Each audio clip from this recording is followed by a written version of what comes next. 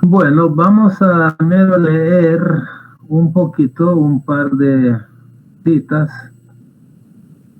En realidad es una cita que lo he partido en varias páginas para ir analizando por partes. Así que el propósito, ¿cuál es el propósito de la fe de Dios? O sea, ¿para qué Dios manda religión a este mundo, no? ¿Qué dicen? O sea, hay alguien que quisiera dar su...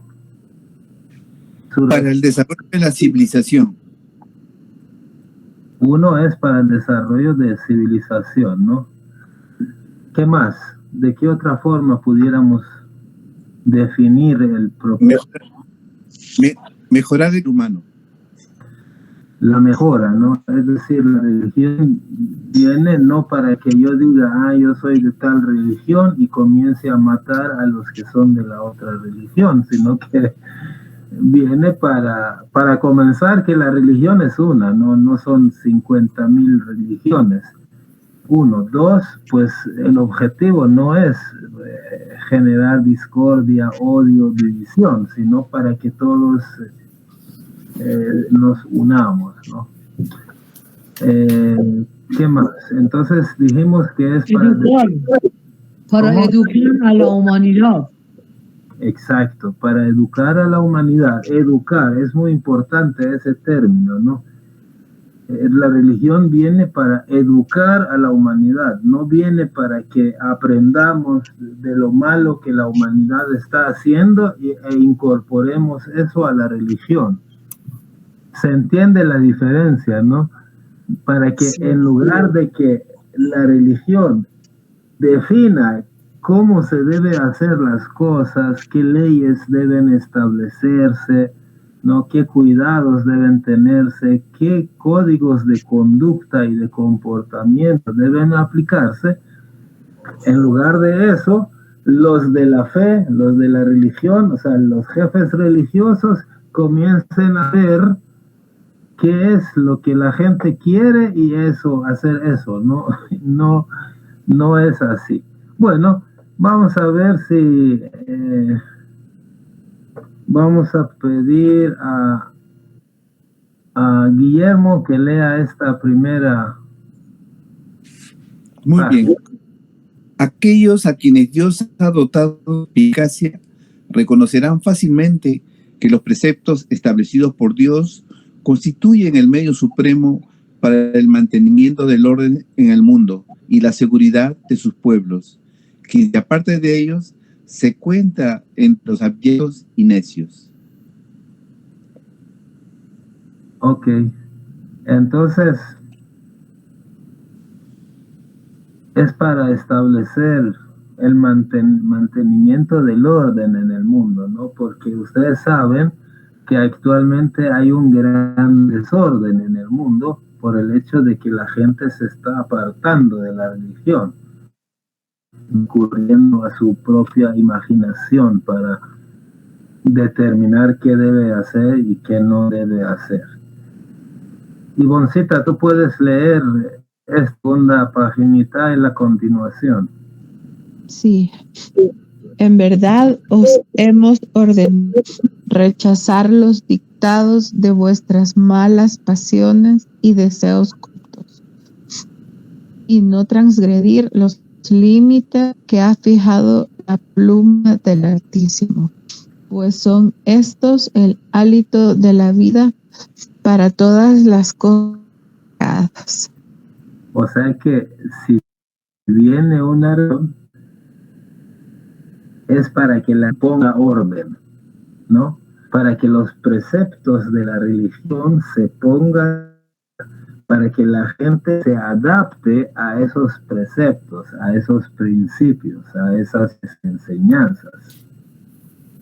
Y no podía en esta segunda página, ¿no? Que nos dejemos llevar por lo que dicta nuestras pasiones, y ni siquiera nuestras pasiones, sino nuestras malas pasiones, ¿no? Permítanme.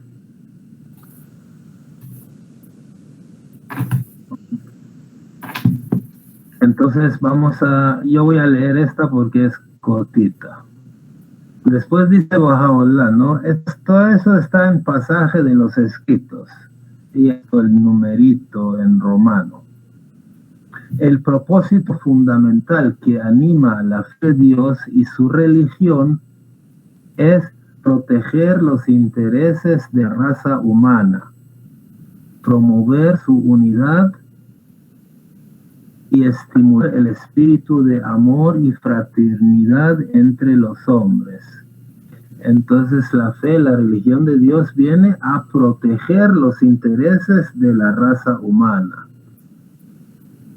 promover su unidad, cosa que ahorita no existe todavía, ¿no? Porque hay tantas guerras.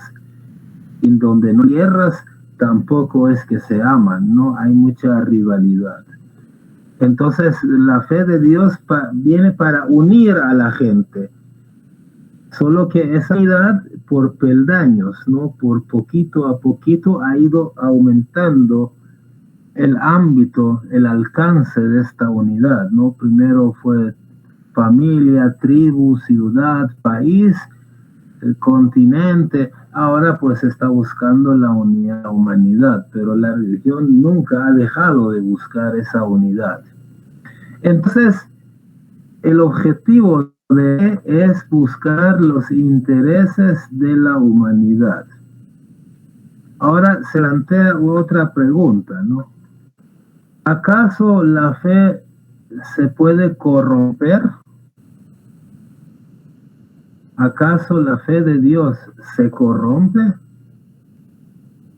Permíteme.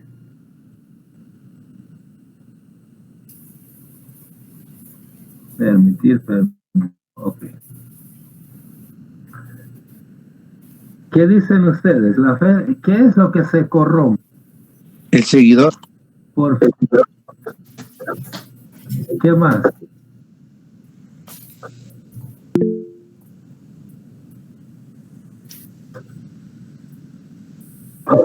Buenas noches. Buenas noches, adelante.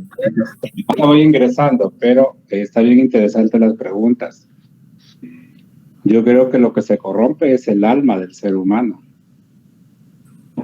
Bueno, porque la fe siempre es intacta, pero conforme nos vamos deteriorando el ser humano con algunas actitudes, entonces nos vamos alejando de esas buenas conductas. Entonces digo yo que puede ser el alma.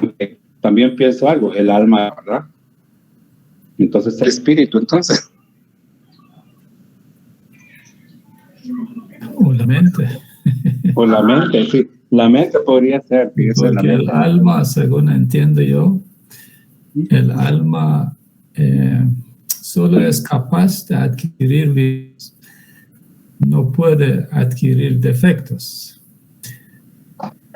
pero puede volverse esclava de deseos mundanos del ser humano, porque el ser humano de doble naturaleza, sabemos, ¿no? Puede ser angelical o puede ser corrompido, puede ser egoísta, puede ser odioso, puede ser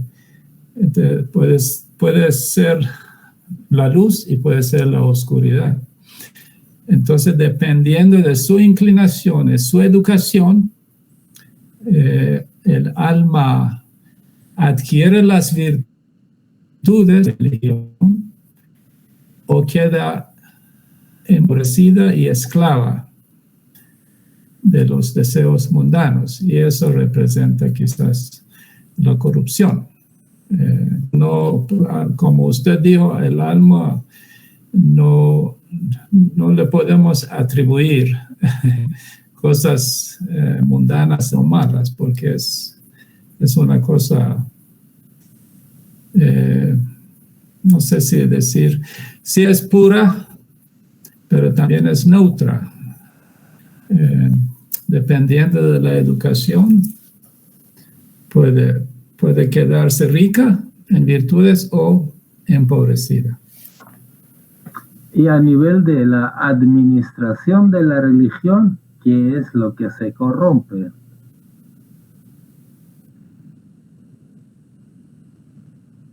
la fe en sí no se corrompe, ¿no? O sea, por ejemplo, vino Moisés y entregó un sistema, ¿no? Un sistema a su pueblo. Ese sistema que Moisés entregó no se corrompe. Su pueblo se corrompió, ¿no? Después de algunos cientos de años. Lo mismo sucede con, por ejemplo, con Mahoma, ¿no? Mahoma vino y presentó un precioso libro único, un sistema maravilloso. Y ese sistema... Amigo, buenas noches. Buenas noches. Ese sistema... Ay. Sí, adelante, John. Sí, yo quiero comentarles que cuando Moisés llevó al pueblo, cuando llevó al pueblo y los dejó porque el Señor le había llamado para recoger ¿cómo se llama? Las tablas que el Señor le dijo, el pueblo, a pesar de que tenía fe, se corrompió. Así es. Y comenzaron a bailar, a tomar. Hubo un desorden más. Había entre los seguidores de Moisés que también se corrompieron. Por eso que cuando vino con las tablas de los 10 mandamientos, es ahí donde vio que su pueblo había perdido la fe. Sí, así es, John. Así es. Entonces, la fe no se corrompe, sino que el que se corrompe es el seguidor, ¿no? Que ellos incluso habían construido un becerro de oro, etcétera, ¿no? Ahora, eso fue cuando todavía vivía Moisés, no digamos 800 años después, ¿no? O por ejemplo, cuando vino Jesús, ellos fueron los que promovieron su martirio, ¿no? Aunque fue el gobierno, pero ellos firmaron para que lo martirizaran, lo crucificaran. Entonces lo mismo sucede, ¿no? Con los musulmanes. Mahoma trajo un bonito sistema, pero tú ahorita ves a los musulmanes y ves bombas, ves terrorismo, ves discordia, odio, opresión hacia bahá'ís y quien sea que esté ahí diferente a ellos, ¿no? Entonces, vamos a ver qué dice Baha'u'lláh sobre la fe, ¿no? Que es incorruptible. A ver si Guillermo nos hace favor. Este es el camino de recogimiento fijo e inamovible. Los cambios y azares del mundo nunca podrán menoscabar la resistencia de todo lo que sea erigido sobre este cimiento, ni el transcurso de incontables siglos podrá socavar su estructura. Baha'u'lláh. O sea que Baha'u'lláh aquí está defendiendo a la fe. Pero ojo, si tú lees esto a una persona que no cree en la religión, va a pensar que la fe son los líderes religiosos y te va a decir que ellos están mal. Te va a decir que ellos están mal, se están portando mal, están haciendo mal las cosas, les va a hallar un millón de defectos, ¿no? Incluso se acuerdan que Karl Marx dijo que la religión era opio del pueblo, ¿no? Pero no es la fe que Dios manda, que es el opio del pueblo, es la forma en que la están administrando, ese es el opio del pueblo, ¿no? Entonces la fe es, a lo que quiero llegar es que si ustedes ven algo malo de una religión, es la fe de Dios que está haciendo eso. La fe de Dios es perfecta, es inamovible, dice Baha'u'lláh, ¿no? Los cambios azares del mundo no lo pueden socavar, pero obviamente yo puedo acercarme a esa fe y puedo alejarme a esa fe. Entonces, si me alojo, mi conducta no está de acuerdo a como me lo está pidiendo la fe de Dios, la religión de Dios.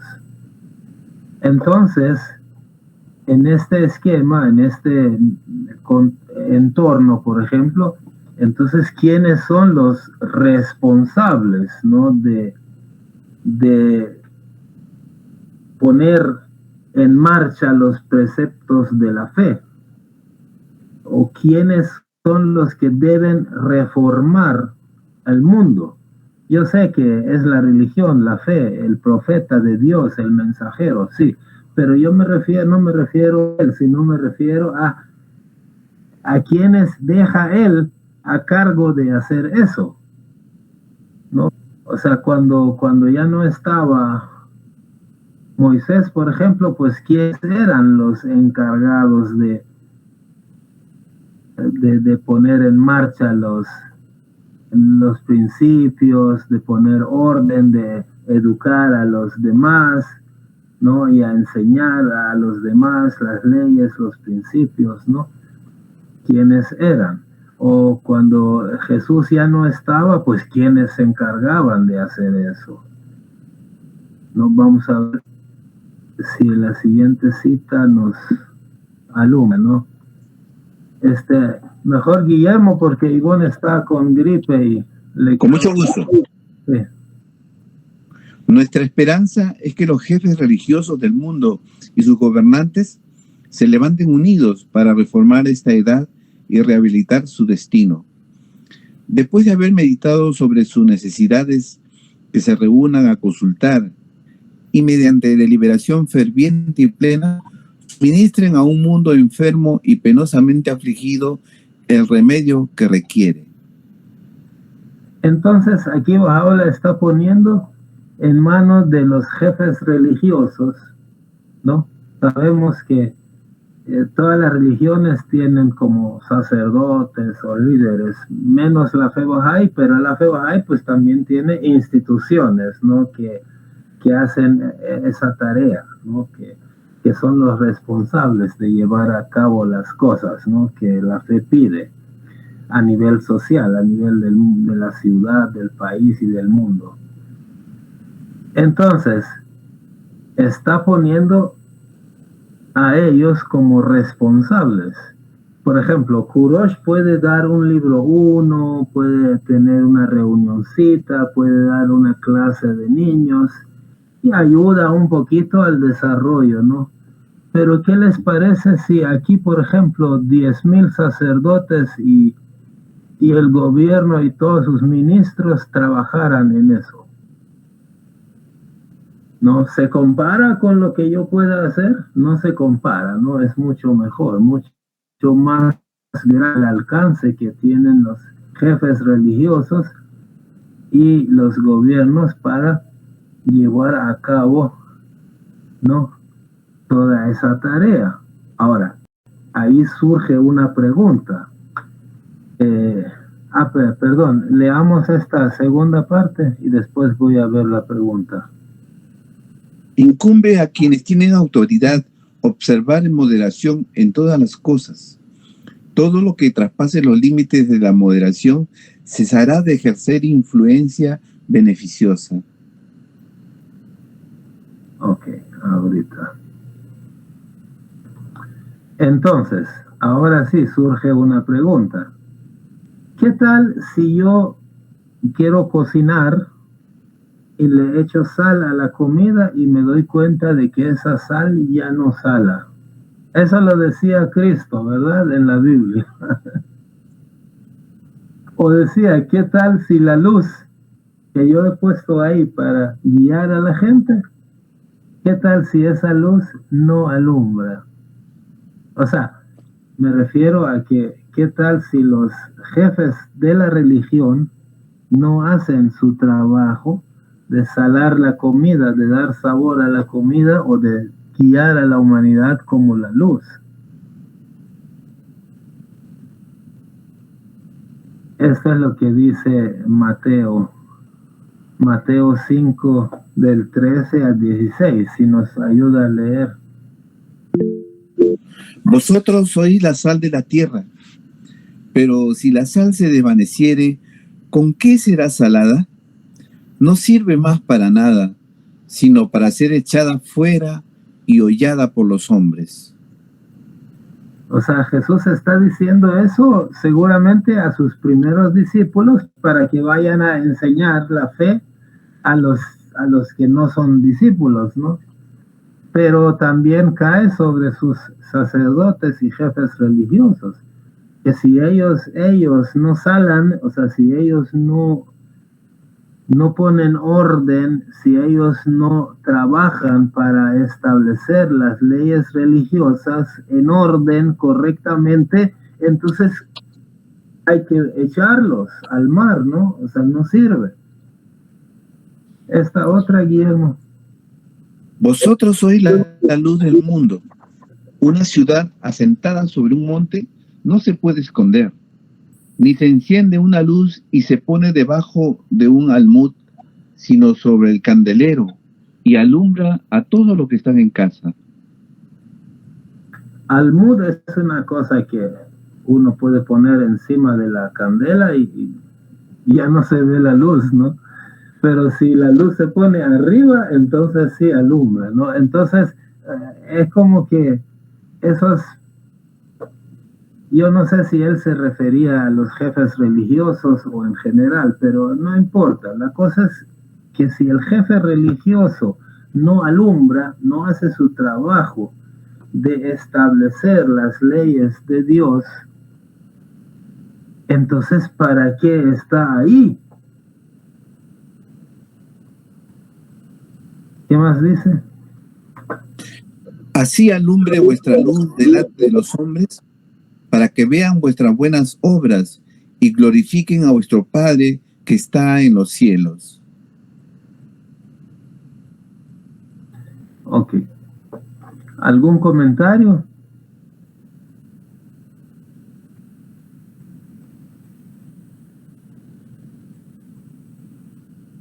Bueno, entonces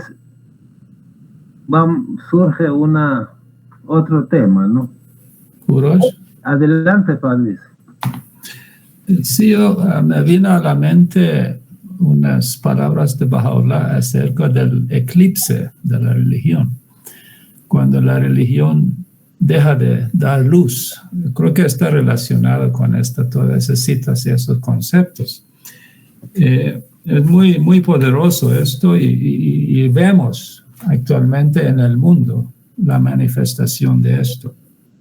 Y lo voy a leer, si me permites. No es largo. No hay problema. Dice, si la lámpara de la religión se apagara, el caos y la confusión sobrevendrían. Y las luces de la honradez, de la justicia, de la tranquilidad y de la paz dejarían de brillar. Y en una enumeración de dichas circunstancias o consecuencias, los escritos señalan que la perversión de la naturaleza humana, la degradación de la conducta humana, la corrupción y la disolución de las instituciones humanas se revelan en tales circunstancias en sus peores y más repugnantes aspectos. Y de ahí dice, el carácter humano se envilece, la confianza vacila, los nervios de la disciplina se relajan, la voz de la conciencia humana se acalla, el sentido de la decencia y la vergüenza se oscurece. Los conceptos de deber, de solidaridad, de reciprocidad y de la lealtad se distorsionan y hasta los sentimientos de paz, de alegría y de esperanza se extinguen gradualmente. Eso es consecuencia cuando la luz de la religión es oscurecida por factores que conocemos. Gracias, maravilloso. Sí, esto tiene mucha relación, ¿no?, con el tema que estamos desarrollando, ¿no? El hecho de que a lo que quiero llegar es que la fe de Dios no se corrompe, no se deteriora. La fe de Dios es inmutable, ¿no? Es inamovible, no se puede arruinar, no se puede malograr. Pero nosotros sí, los que administran la fe, ¿no?, sí pueden corromperse. Y por eso es que han llamado a la religión el opio del pueblo, ¿no? Porque quienes administran la religión lo están haciendo mal. Ahora, hay otro tema de las libertades. Vamos a ver qué dice Bahá'u'lláh acerca de esto. Considerad, por ejemplo, la libertad, la civilización y cosas similares. Por muy favorablemente que los hombres de entendimiento las consideren, estas, si son llevadas a exceso, ejercerán influencia perniciosa sobre los hombres. Entonces, aquí entiendo que lo que el ser humano desea hacer por su cuenta, ¿no?, las reglas, las leyes que desea establecer, las modas que quiere crear, ¿no?, en cuanto al pensamiento y a la conducta, tiene que pensarlo bien, ¿no? Si no, si sobrepasan nuestras leyes los límites de la moderación, esto sería un inminente caos, ¿no? Veamos otra partecita. Conceda a Dios que los pueblos del mundo, como resultado de los elevados esfuerzos hechos por sus gobernantes y los sabios y eruditos entre los hombres, sean conducidos a reconocer lo que más les conviene. Y este otro. ¿Hasta cuándo persistirá la humanidad en su descarrío? ¿Hasta cuándo continuará la injusticia? ¿Hasta cuándo reinarán el caos y la confusión entre los hombres? ¿Hasta cuándo agitará la discordia la faz de la sociedad?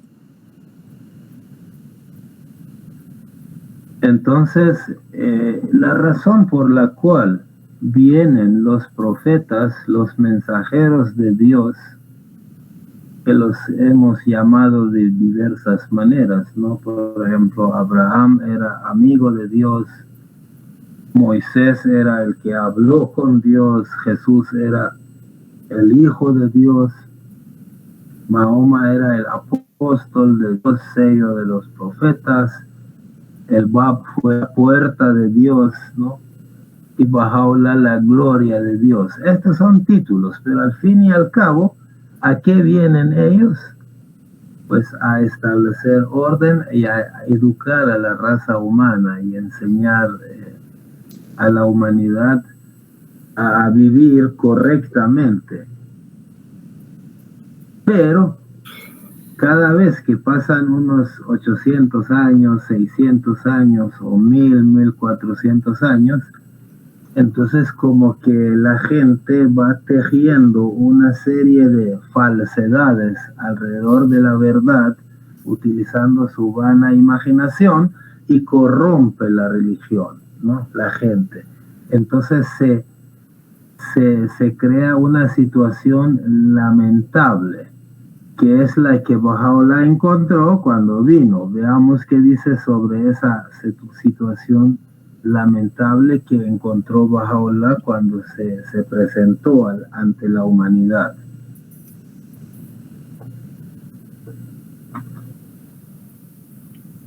Ahí está.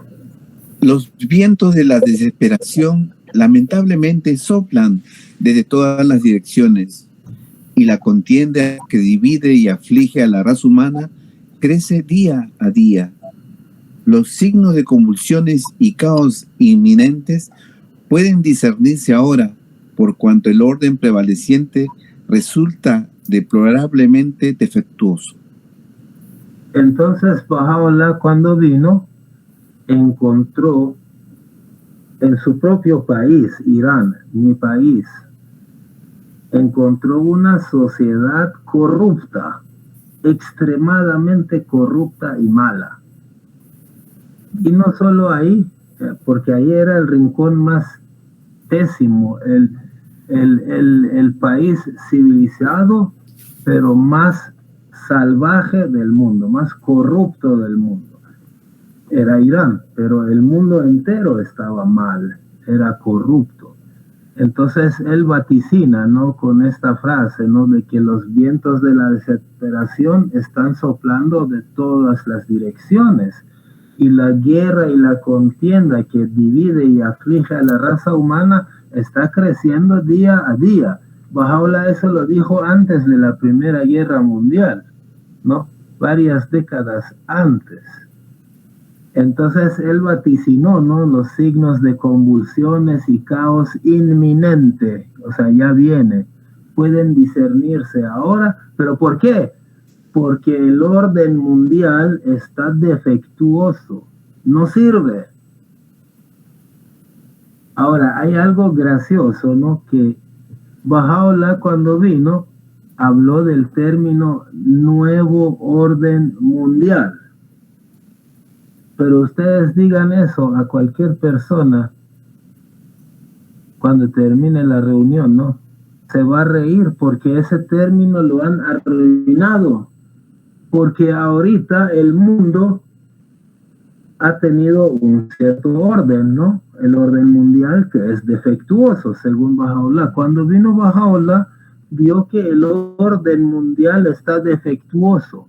Entonces él dijo que este orden tiene que replegarse totalmente y desplegarse otro nuevo orden en su lugar. Pero hoy están diciendo como que el orden viejo era el dólar, ahora el nuevo orden mundial va a ser con otra moneda, por ejemplo.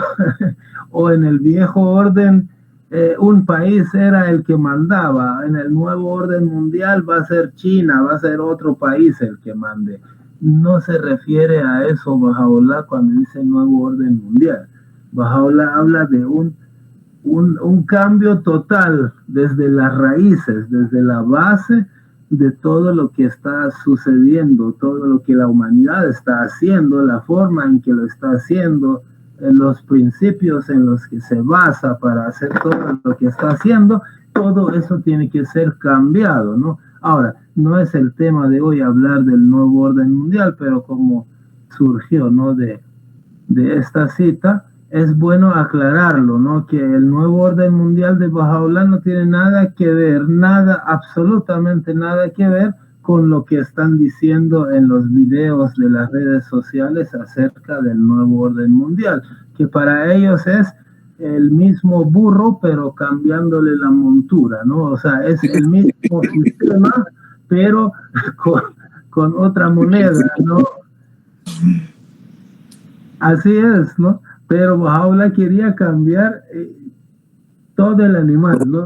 En lugar de burro, otro animal, ¿no? O sea, todo cambiado, pues, no solamente cambiarle un poquito la fachada y seguir adelante, ¿no? Otros 100 años más. Bueno, veamos qué más dice ahí. Aquí es, ¿verdad? Imploro a Dios, exaltada sea su gloria, que benévolamente despierte a los pueblos de la tierra, que conceda que el resultado de su conducta les sea provechoso y les ayude a realizar lo que es digno de su posición. Ok. Entonces, eso dice Baha'u'lláh y hasta ahorita mi objetivo al poner estas citas de Baha'u'lláh es que la fe de Dios viene para, en resumen, ¿no? La fe de Dios viene para corregir a la humanidad, para establecer orden en el mundo, para establecer unidad, ¿no? Unidad y concordia y armonía en lugar de contienda y guerras y destrucciones. Y que los responsables, los mayores responsables, ¿no?, de velar por ese establecimiento de armonía, unidad y las leyes de Dios en el mundo son los jefes religiosos. Digamos, hablando de las religiones anteriores, ¿no? O sea, si algo anda mal en el mundo, ellos tienen la culpa, ¿no? Ahora, vamos a hacer otro interrogante sobre los que representan a la fe de Dios, es decir, sobre los jerarcas, ¿no?, de cualquier religión o iglesia. ¿Pueden apoyar teorías del hombre? O sea, ¿qué hace un líder religioso? ¿Qué sucede si los líderes religiosos, por ejemplo, son violadores y pederastas y promiscuos ellos mismos? He visto decenas. No, Adelante. no tiene la capacidad moral para poder corregir, para poder hablar de la ley, pues de la ley de Dios, ¿va? Porque están en contra de lo que Dios y eso enviado de Dios ha dicho. Entonces, si ellos que son los que supuestamente son los guiadores espirituales están en esa corrupción, en esa perversión, no tienen la capacidad moral como para transmitir a otras personas que no entren en esa perversión, ¿verdad? Ok. Exacto. Entonces pierde la capacidad moral. ¿Cuántos líderes religiosos hemos visto que han tenido orgías y han dicho que ellos son Dios, pero que han tenido relaciones con... Yo veo en televisión a diario, ¿no? Hay un canal que se llama Investigation Discovery. Es muy bueno porque muestra algunos crímenes, criminales en serie, pero también muestra algunos líderes religiosos, y he visto 3 o 4 los últimos días, que viejo desgraciado, ¿no?, tenía un grupo de gente y los convencía de que él es Dios y tenía relaciones con niñas de 14, 15, 16 años. Y ellos creían que era Dios, ¿no? Y estaba bien.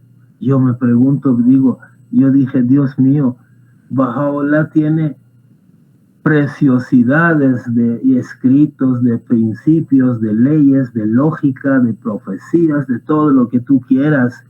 Y esa gente no cree en Baha'u'lláh y va a creer en un viejo mugroso que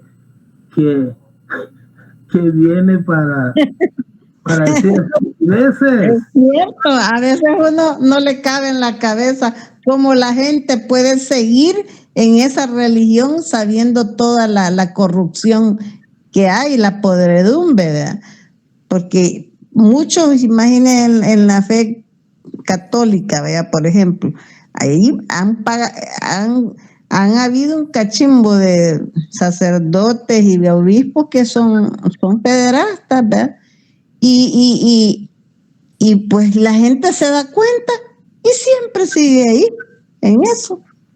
Entonces siempre creen en los curas y toda la cuestión, ¿va? Entonces, no entiendo, uno no le cabe en la mente eso, pero ya hay gente que empieza ya a ver las cosas diferentes. Por ejemplo, hace como unos 3 días yo fui ahí a la pupusería Y me pedí unas 2 pupusas para llevar, pero en lo que estaba esperando, me senté ahí en la mesa, estaba comiendo una mujer joven, ¿verdad? Ya me puse a platicar con ella, me dijo que vivía allí cerca. Y hablamos de un vecino de ella que me dijo, fíjese que se ha separado, me dijo, de la mujer, dejó a la mujer y se juntó con otra, y son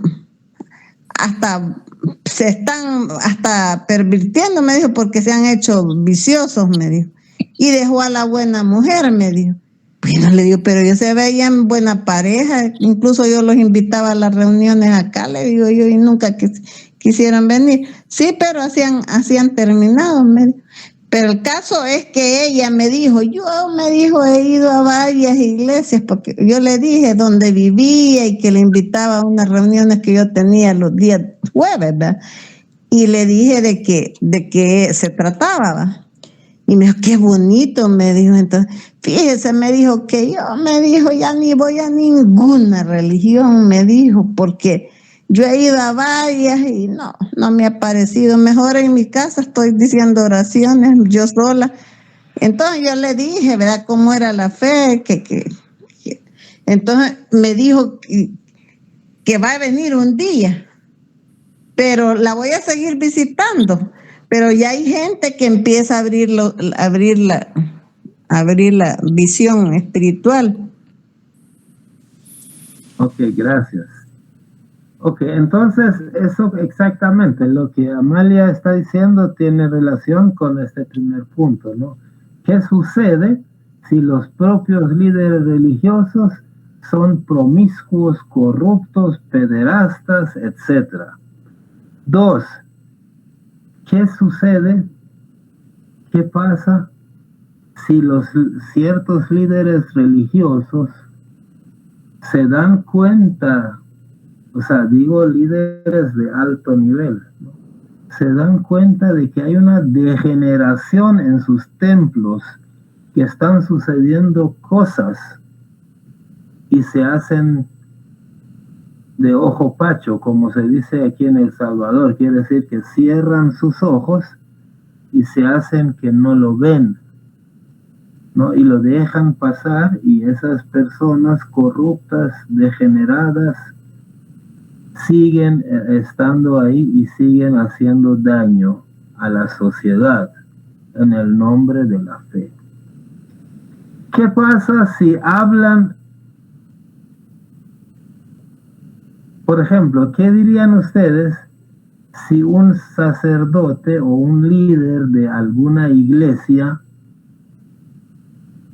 comienza a insinuar que van a estar bendiciendo los matrimonios de los homosexuales,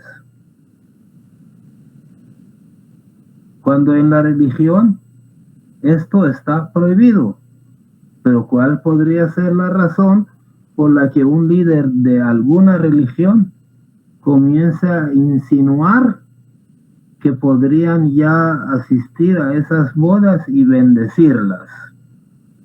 Tal vez no de aceptarlas, registrarlas y dar certificado de matrimonio, pero asistir y bendecir.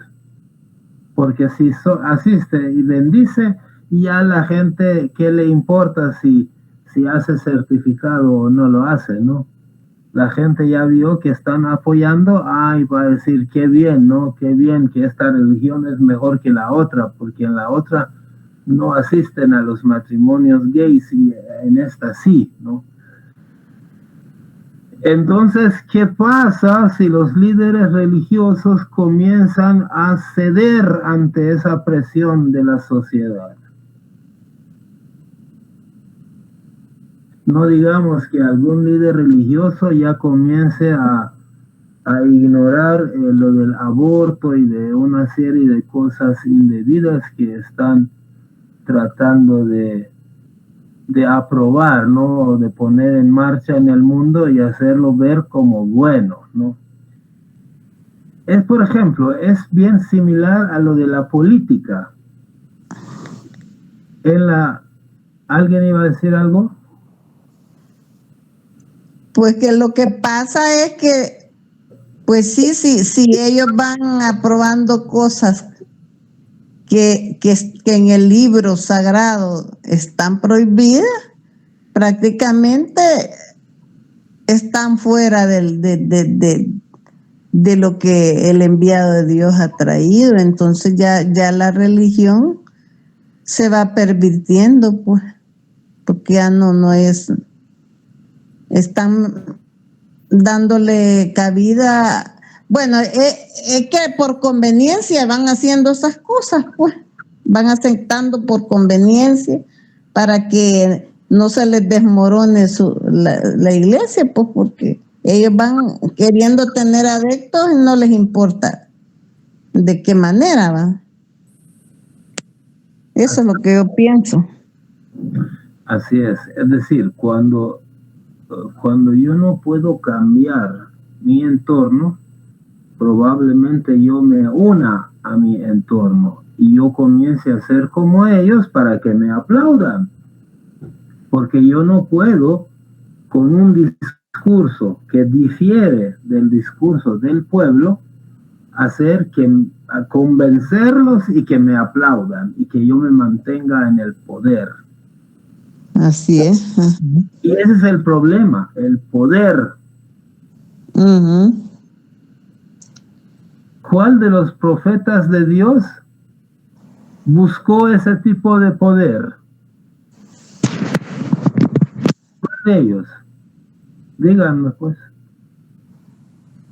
¿Jesús buscó ese poder? No. Lo mataron.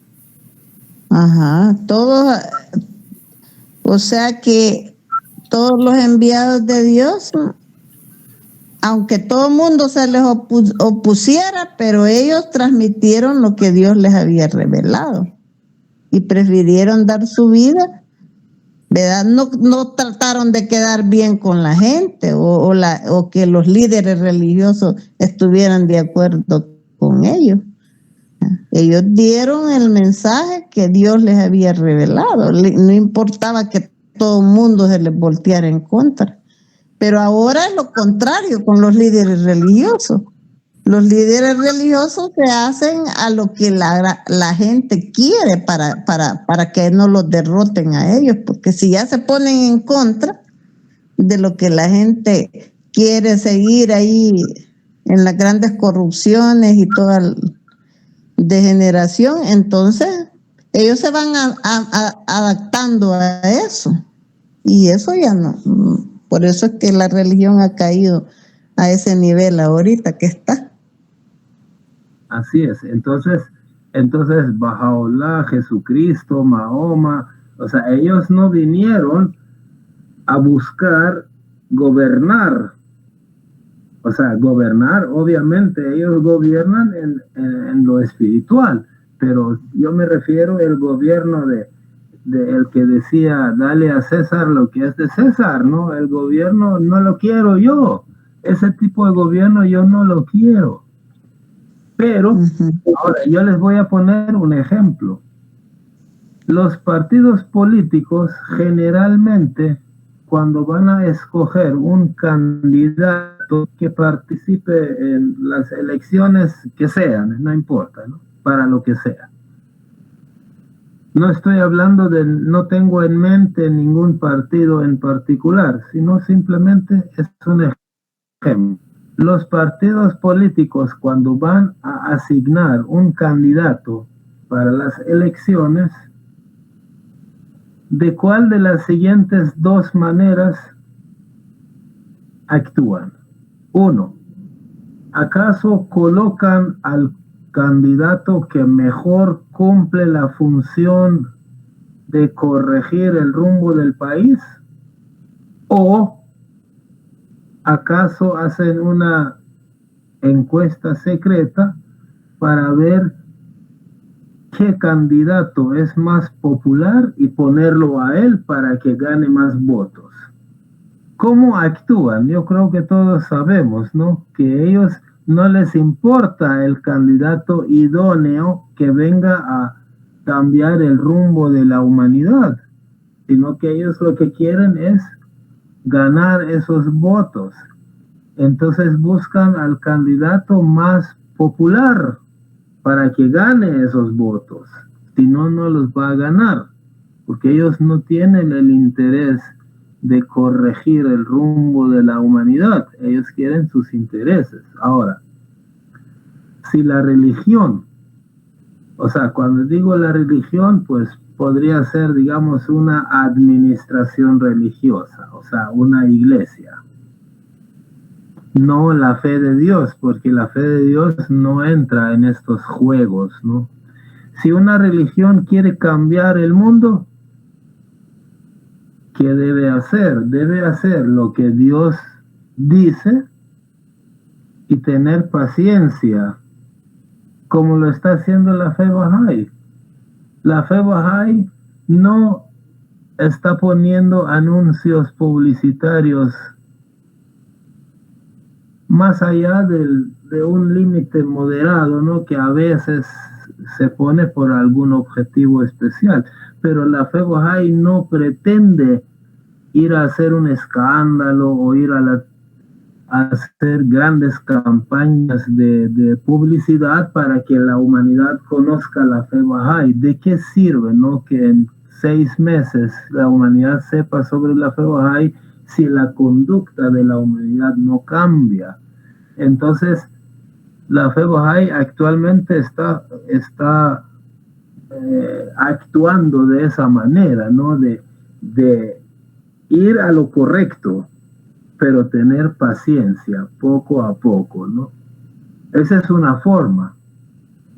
Pero si una religión, si una iglesia, si un pastor, si un sacerdote quiere ganar adeptos y limosnas y diezmos con rapidez, entonces, de que da su discurso santo, lo da. Pero se hace del lado de lo que la gente quiere oír y avanza, ¿no? Gana adeptos, aunque con el tiempo va a pinchar, ¿no? Va a fracasar. Entonces, ¿cuál es la función de la religión? ¿Cuál es la función de la fe, ¿no? De la fe de Dios, de la religión de Dios? La religión de Dios debe educar a la gente con lo decoroso, lo correcto, lo divino,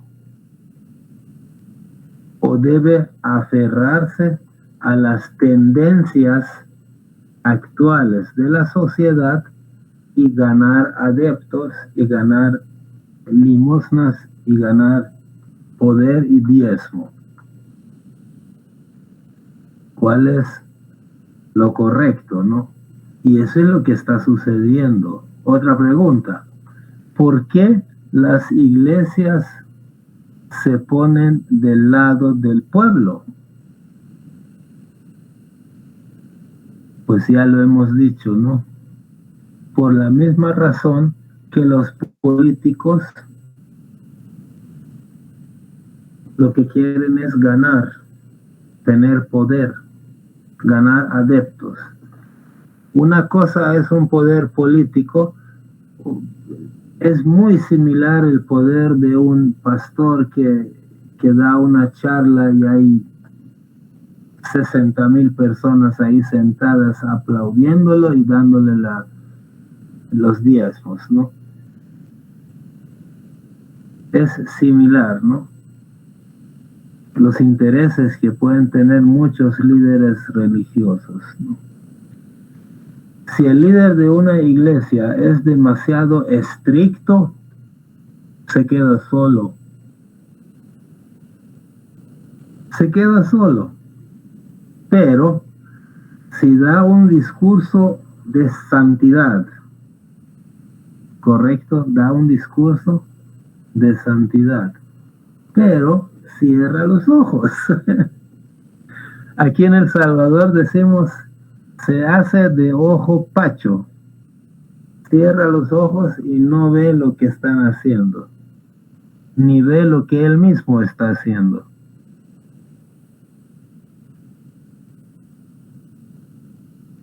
Entonces así, pues va a aumentar su feligresía, religión fácil. ¿En qué consiste la religión fácil? Bueno, cada quien puede dar una definición, ¿no? Cuando un jefe religioso no tiene calidad moral, conocimiento adecuado y guía de Dios, pero guía actualizada de Dios, entonces crea un sistema fácil de seguir. ¿Cuáles son los ejemplos? Por ejemplo, en algunas iglesias tú haces un ritual y ya estás perdonado. Cosas como la confesión, o como persignarse, o como hacer 78 Padre Nuestros y 45 Ave Marías, y ya, con eso estás salvado. Y no es así, no es así. O por ejemplo, muchas iglesias le enseñan a la gente que lo único que tienen que hacer para estar a salvo es aceptar a Jesucristo y dar su diezmo. No se necesita nada más. O sea, indirectamente le están diciendo, tú puedes tener la conducta que gustes. Puedes hacer lo que desees. Pero solamente... Pues imagínate, pues, imagínate que permiten eso, reciben el diezmo, y si lo está dando una gente que es de narcotráfico, ¿verdad? Y da el diezmo, pero pertenece a esa iglesia, y tal vez hasta el mismo líder religioso sabe en los pasos que anda esa persona, pero ellos aceptan eso, aceptan ese dinero. Y es todo lo contrario en la fe, ¿verdad? En la fe, o sea, el jococolá, por ejemplo, es el derecho de Dios, y ese tiene que ser desde el trabajo lícito, ¿verdad? La utilidad de un trabajo decoroso, un trabajo lícito, no. Y o sea que es otra cosa mucho más grande en la fe. Pues siquiera la gente pudiera entender estas cosas que estamos hablando ahorita, ¿verdad? Que pudieran abrir los ojos y poder comprender. Así es. Entonces, yo he vivido en varios países, he vivido en el contexto musulmán, ahí está Parviz también, he vivido en el contexto cristiano. En un medio judío nunca he vivido, ¿no? He tenido conocidos zoroastrianos y de otras religiones, pero digamos los países donde yo he vivido o eran musulmanes y ahora que son cristianos, ¿no? Y yo veo que la conducta del ser humano generalmente no importa. Lo que importa es que tú seas de esa religión. Y ese es el problema, ¿no? Que los administradores de la fe o de la religión buscan tener un cierto imperio. O por ejemplo, yo recuerdo, yo no sé si será cierto o no, pero hace varias décadas el país Egipto tenía un presidente que se llamaba Anwar Sadat. No sé si, bueno, los que tienen más o menos mi edad seguramente se acuerdan de él. Y no me acuerdo quién era el primer ministro de Israel. Yo recuerdo cuando había guerra entre los de Israel y los egipcios, ¿no? Y a diario en la televisión salían las noticias de esas guerras. Era terrible, ¿no? Pero de repente hubo paz al menos paz así, a nivel de acuerdo, no formal, no la paz que ofrece Baha'u'lláh, ¿no? Sino que una paz como un acuerdo de cese de las hostilidades y de la guerra. Y este presidente egipcio musulmán tuvo el valor de viajar a Israel y se paró en el parlamento de Israel y dio un mensaje, no me acuerdo qué dijo, pero dio un mensaje de paz y ellos firmaron el acuerdo y paró la guerra. Pero había grupos extremistas musulmanes que no querían que se firme la paz con los judíos, porque ellos lo que quieren es que se mueran todos los judíos y desaparezcan de la faz de la tierra. Entonces vino un egipcio musulmán fanático y durante un desfile, o sea, no uno judío, sino un musulmán de ellos mismos, asesinó a ese presidente, Anwar Sadat. Busquen ahí información, ¿no? Ahora, a lo que voy no es a esta historia, sino que yo recibí un correo hace un tiempo que decía que a este hombre le preguntaron por qué había matado a Sadat. Y él contestó, es que él era laico. Y le preguntaron, ¿y tú sabes qué quiere decir laico? No, no sabía que era laico. Entonces el fanatismo es tanto que te meten a la cabeza de que este es malo, pero tú no sabes por qué es malo.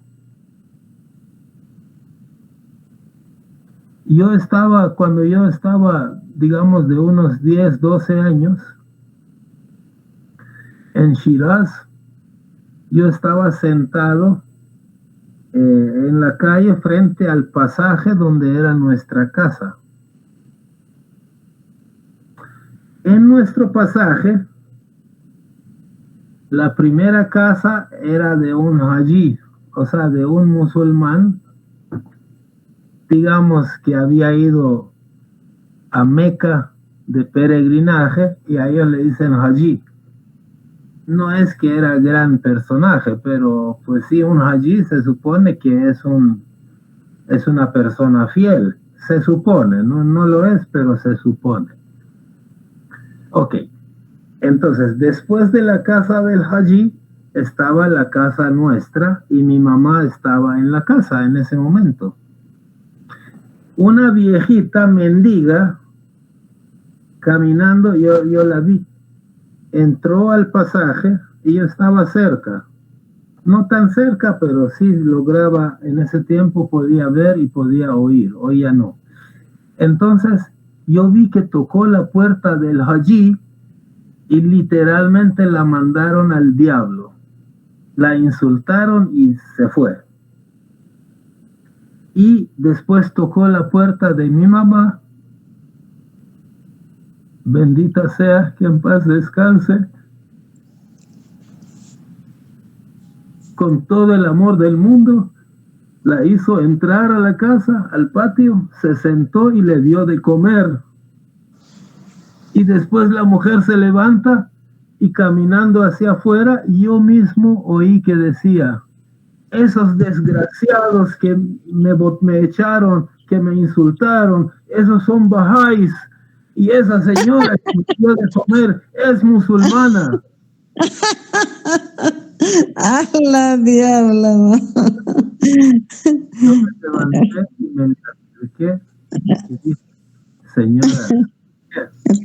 Tenía prejuicio contra los bahá'ís y ella creía que era al revés. Sí, yo me levanté y me le acerqué. Antes de que ya se fuera del todo, le dije, señora, ¿sabe qué? Usted se equivoca.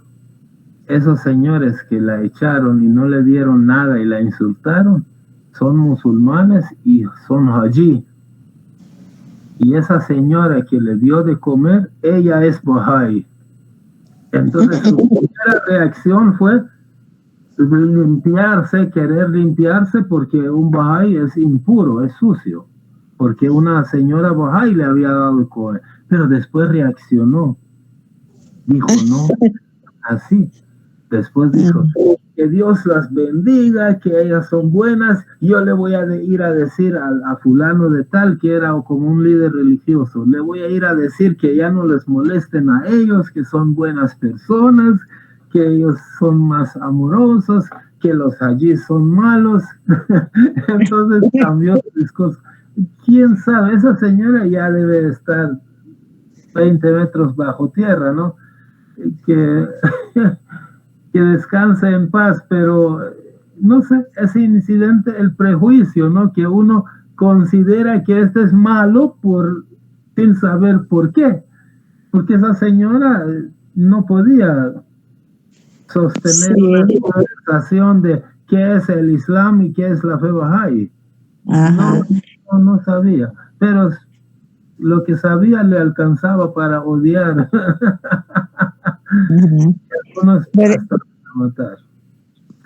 Por eso es que en la fe, ¿verdad? Bahá'u'lláh dijo que la libre e independiente búsqueda de la verdad, ¿verdad? Sin ningún prejuicio, ¿verdad? Porque los prejuicios son los que lo hacen a las personas que no puedan no puedan ver la verdad, ¿verdad? Sino que si se han metido en la cabeza una cosa, entonces no los deja ver, pues, no los deja ver y juzgar con justicia. Si eso que yo estoy pensando de esa persona es verdad o no, ¿verdad? Entonces allí cuando la gente se empieza a preguntar, a cuestionar ya si eso que yo pienso de esta persona será verdad, si hace cuestionar a la gente ya sería otra realidad. Pero como la gente cuando se mete una cosa en la cabeza, nadie lo saca a veces de ahí. Entonces es bien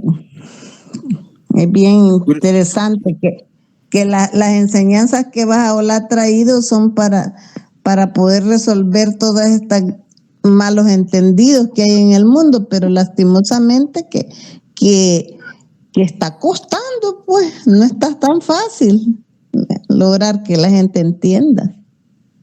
Kurosh, en esa parte donde decías, en la penúltima parte donde decías de que si es posible seguir lo que dice un hombre, por ejemplo, el ser humano es defectuoso. Por ejemplo, la vista ve una cosa y cuando está cerca de lejos, y cuando está cerca es diferente. Escucha un ruido y no sabe de dónde proviene. Quiere decir de que nuestros sentidos son imperfectos y por lo tanto nuestro razonamiento también. Y el más erudito, el más sabio ser humano que haga reglas como para la convivencia en el mundo, no puede hacerlo bien porque es imperfecto. El único es Dios, que da su mensaje por medio de las manifestaciones, su mensaje divino para nuestro desarrollo, ¿no? Que es perfecto. Gracias. Así es, gracias. ¿Juras? Sí, para Luis. Me vino a la mente una de las exhortaciones de Abdul Bahá a nosotros como Bahá'ís, de ayudar a que esta niña de humanidad crezca y llegue a su madurez. No me acuerdo exactamente sus palabras, estoy parafraseando, pero sí. Entonces, vemos la magnitud de la transformación que la humanidad necesita tener para hacer esa transición de esa niñez hacia la madurez. Y la oscuridad que existe en el mundo es grande, la magnitud, pero también el poder de la revelación de Baha'u'lláh es grande. Y como atestigo Baha'u'lláh mismo, él ha venido para transformar el carácter de la humanidad. Haciendo otra vez referencia a la exhortación de Abdul Wahab para que esta niña o niña humanidad crezca y llegue a su madurez. Ahora, esta es la tarea de nosotros y tenemos que ver cómo verdaderamente, porque requiere mucha paciencia, requiere mucha también actitud de aprendizaje y paciencia y humildad para poder rendir algún servicio y ayudar a esa transformación. Nada más algunos pensamientos de aquí y de allá que me vinieron a la mente cuando estaba hablando de la oscuridad que existe en el mundo. Entonces, nada más. Gracias. Gracias. Sí, en verdad, nosotros no tenemos prisa en cuanto a los resultados, pero yo tengo prisa en cuanto a lo que yo pueda hacer, sea cual sea su resultado, porque tengo una misión que cumplir. Pero el resultado vendrá con el tiempo, como resultado de quizás varias generaciones, ¿no?, de Bahá'ís que trabajemos para el desarrollo de la fe Bahá'í, ¿no?, en el mundo. Y no va a ser algo fácil, ¿no? Ahora, se me vino a la mente cuando hablamos de la tarea religiosa como una tarea relacionada con obtención de riquezas. Aquí en El Salvador vivía un gran amigo, pionero, que se llamaba Tim Farrand, el norteamericano, ¿no? Una gran persona. Y él era mejor que nosotros 100 veces en cuanto a elocuencia y a la forma de presentar las cosas, ¿no? Varios de los que están aquí sí tuvimos el privilegio de estar ahí en sus reuniones y escuchar ¿cómo se dice?, sus charlas, ¿no?, su explicación. Entonces, una vez él se va a un X pueblo, lo invitan para dar una charla como esta, ¿no?, como la que damos aquí, donde había algunos amigos bahá'ís, pero también algunos otros que no lo eran, ¿no?, que estaban supuestamente investigando, ¿no?, y que los amigos bahá'í los habían invitado para que escuchen la charla y que, pues sí, conozcan sobre la fe bahá'í.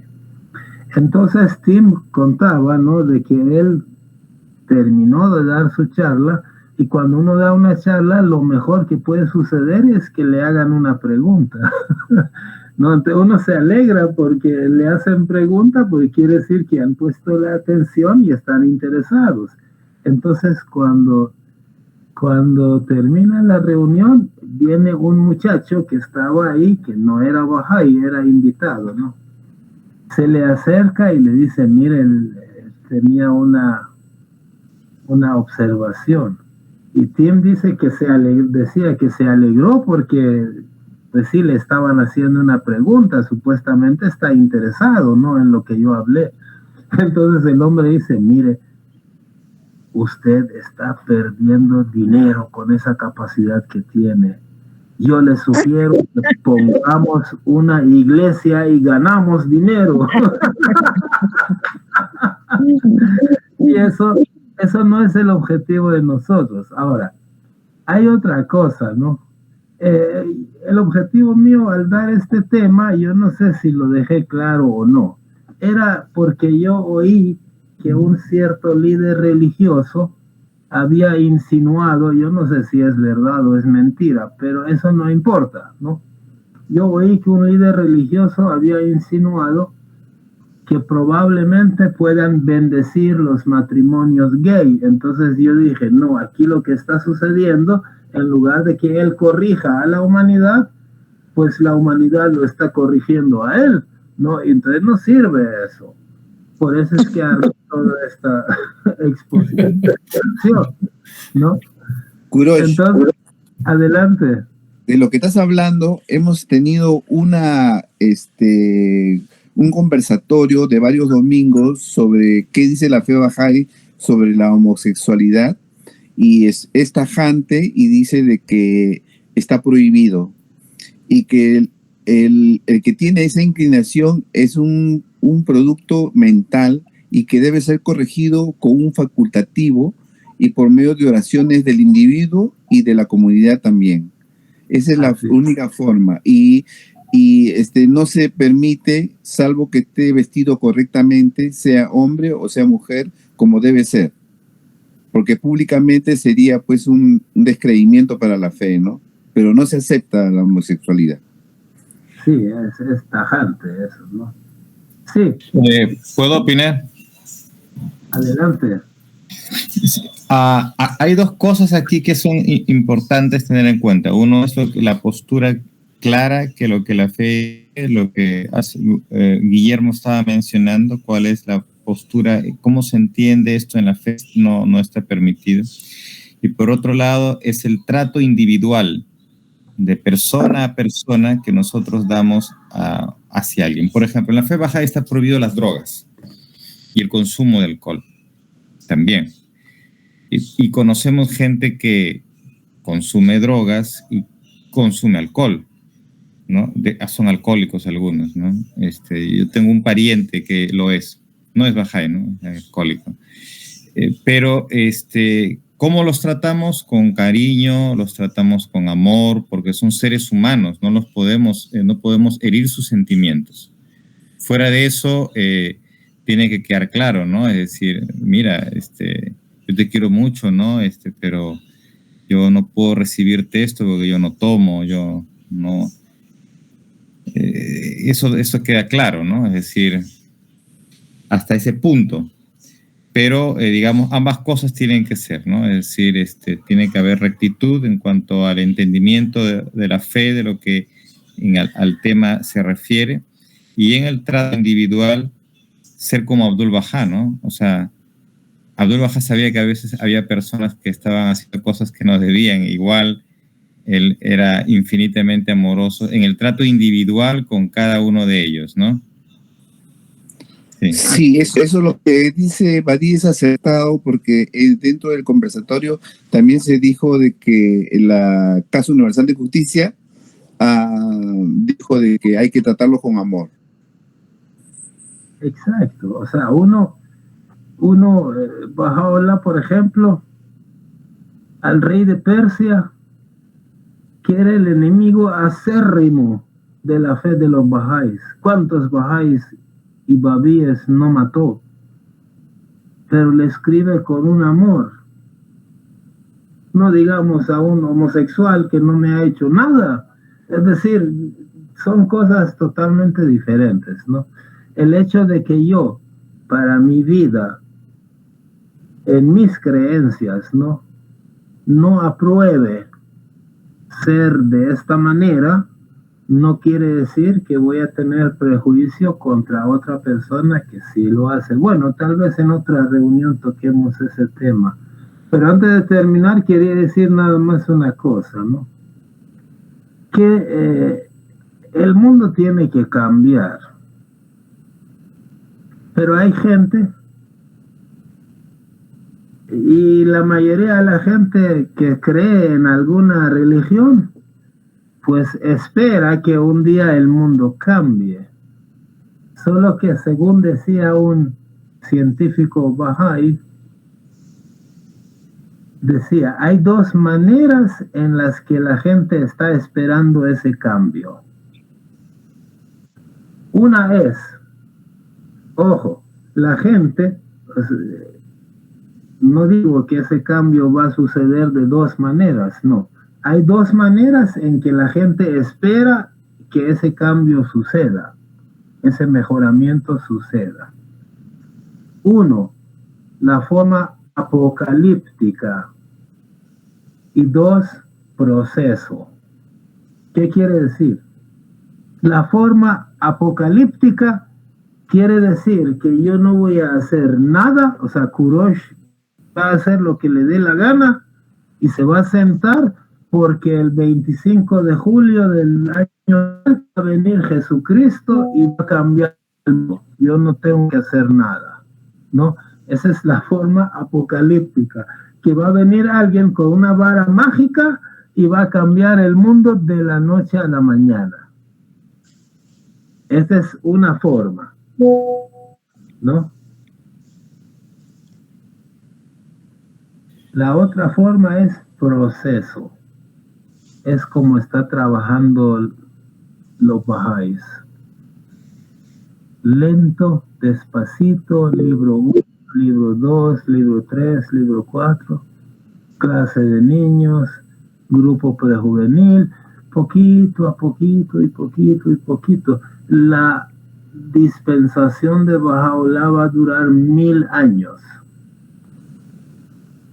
Y no tiene por qué en los primeros 100 años establecerse la edad de oro de la fe Bahá'í. Pero de una cosa estamos contentos, que nosotros, aunque no veamos esa edad de oro, vamos a poner unos ladrillos, y eso es lo que importa. Nosotros estamos poniendo ladrillos. No va a venir alguien que va a salvar a la humanidad con una vara mágica. La vara mágica es la que estamos haciendo cada uno de nosotros, pero es un proceso. Amalia iba a decir algo. Sí, lo que yo quería decir es que realmente uno tiene que dar el mensaje de la fe a todo el mundo y explicar qué es la fe, qué son los principios de la fe y las enseñanzas, ¿verdad?, que trae la fe para transformar la humanidad y trabajar con los procesos de educación, ¿verdad?, que tenemos, ¿verdad? Entonces, independientemente de que la gente quiera investigar la fe o quiera asistir a las actividades Bahá'í, hay que dar el mensaje, porque así como se está degenerando la parte moral de la humanidad, va a llegar un momento en que la gente va a estar decepcionada, pues ya cuando ya lleguen a el vaso rebalse, como dice el dicho, ya no van a hallar para dónde, cuál iglesia, cuál denominación religiosa está menos corrupta que las otras y así, ¿verdad? Entonces, si nosotros hemos hablado a medio mundo de la fe, entonces hay una esperanza pues para la gente. Cuando ya la gente se sienta decepcionada de todo lo que hay, se va a acordar que hay una, ¿verdad?, que ya les han hablado que tiene cosas buenas. Entonces la gente va a empezar a buscar. Por eso es que es importante transmitir estas enseñanzas, acepte o no acepte las personas, quieran asistir o no quieran asistir a las actividades. Por eso es que hay que hablar de la fe, solamente. Sí, Amalia, como Pedrito, ¿verdad? Que era una estrella lo ahí enseñando. Que en paz descanse. Así, aquí hemos tenido varias personas muy apasionadas en la enseñanza. Pedrito, que en paz descanse, era esposo de Amalia. Que Dios bendiga su alma. Bueno, Muchas gracias. sí, es que todo un ejemplo, ¿no? Todo un ejemplo. Hasta los últimos días andaba de arriba para abajo. ¿Y qué logramos nosotros para nosotros? Una iglesia como en Guatemala, como del tamaño de un estadio, ¿o qué? O un programa en televisión que lo vean 70 millones de personas. No buscamos eso, huimos a eso. No nos hace ningún bien. Nosotros con humildad, ¿no?, tratamos de transmitir el mensaje y no podemos contradecir el mensaje siendo agresivos con personas gay, con personas de otra religión, con personas de otro sexo. No podemos. Una fe que viene a traer unidad al mundo no puede pelear con otra religión. Aquí hubo cruzadas entre cristianos y musulmanes en que millones de personas murieron. ¿Y quién pudo haber detenido eso? Los líderes religiosos pudieron haber detenido esas cruzadas, dando decretos: ya basta. Si Cristo no vino para decir mátense, Mahoma tampoco vino para que fueran a matar. Es más, en la guerra entre católicos y protestantes, 1 millón de personas murieron. Algo así, no recuerdo bien, pero más o menos, ¿no? 1 millón de gente cristiana se mataron entre sí por ser católico y protestante. Y esos líderes religiosos promueven la palabra de Dios. ¿De qué Dios promueven su palabra? Para no ir a esa tienda, ¿no? Por Dios. Muchas gracias. No sé si Parvis iba a decir.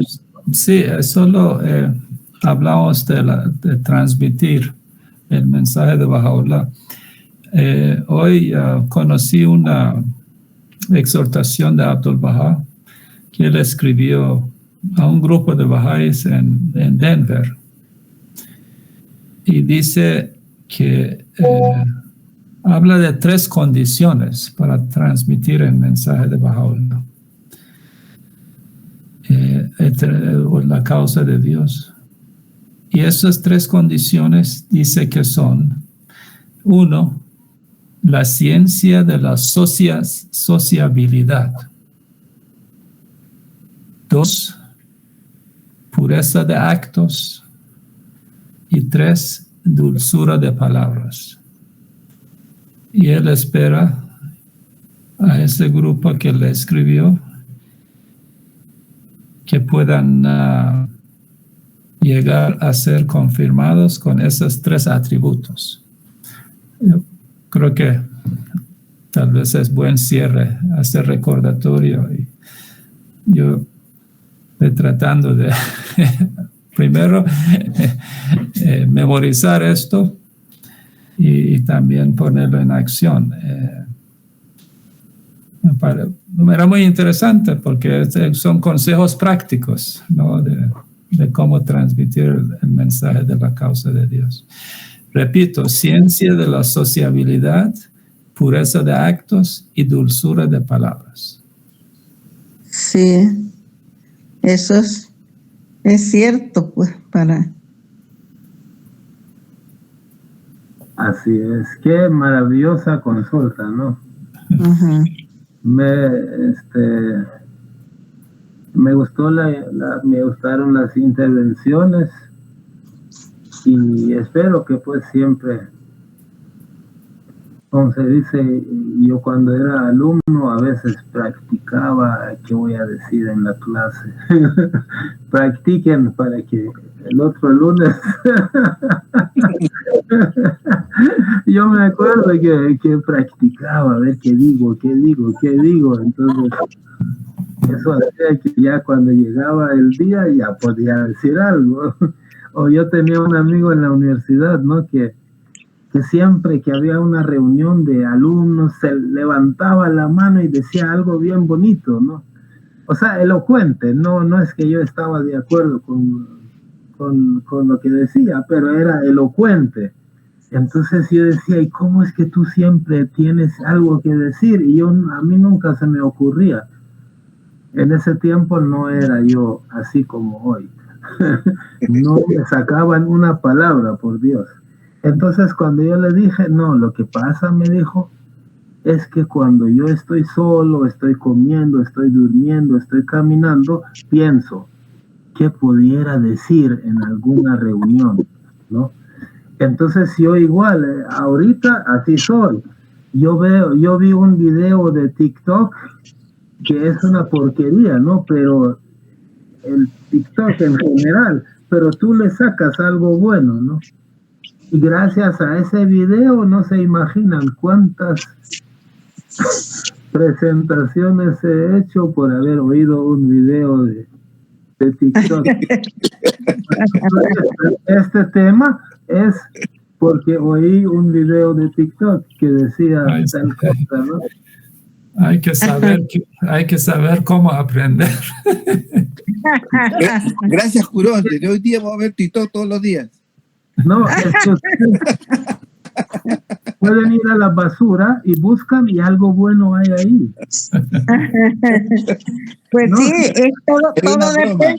todo depende de la mentalidad que uno vea las cosas, ¿verdad? Hasta de lo malo puede adquirir un aprendizaje uno de algo más. Buenas ahí, o sea, hay porque también hay cosas buenas, entonces hay cosas buenas y malas, ¿no? Ajá. Gracias.